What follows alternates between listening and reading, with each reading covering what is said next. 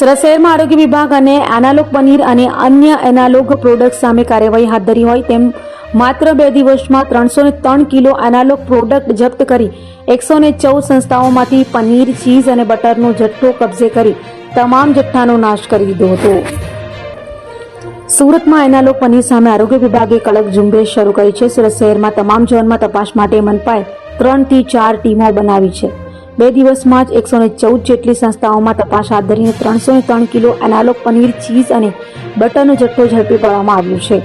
આરોગ્ય વિભાગ દ્વારા જપ્ત કરાયેલા તમામ એનાલોગ પ્રોડક્ટનો સ્થળ પર જ નાશ કરવામાં આવ્યો છે। ફૂડ સેફ્ટી ઓફિસરના જણાવ્યા મુજબ આ ઝુંબેશ સતત ચાલુ રહેશે।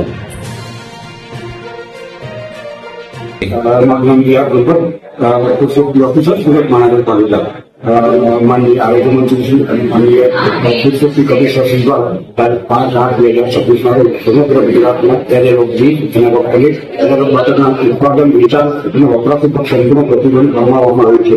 જેથી સુરત મહાનગરપાલિકા માનનીય મ્યુનિસિપલ કમિશનર સાહેબ અને માનનીય આરોગ્ય અધિકારી સાહેબની સૂચનાના માર્ગદર્શન હેઠળ સુરત મહાનગરપાલિકાનું પૂર્વ વિભાગ દ્વારા સુરત શહેરમાં એનાલોગ પનીર, એનાલોગ બટર અને એનાલોગ ચીઝનું ઉત્પાદન, વેચાણ, સંગ્રહ કરી સંસ્થાઓની સઘન તપાસણી કરવામાં આવે છે, જેથી એને જો જથ્થો મળી આવે તો જથ્થાનો નાશ કરવામાં આવે છે। તારીખ 6ના રોજ સુરત મહાનગરપાલિકાની અલગ અલગ ટીમો દ્વારા 14 સંસ્થાઓની તપાસણી કરી તેમાંથી 235 કિલો જેટલો જથ્થો analogue paneer, analogue cheese, analogue બટરનો જથ્થો નાશ કરવામાં આવ્યો। તેમજ તારીખ 7ના રોજ 100 જેટલી સંસ્થાઓની તપાસણી કરી અને 68 કિલો જેટલો એનાલોગ પનીર, એનાલોગ ચીઝનો જથ્થો નાશ કરવામાં આવ્યો।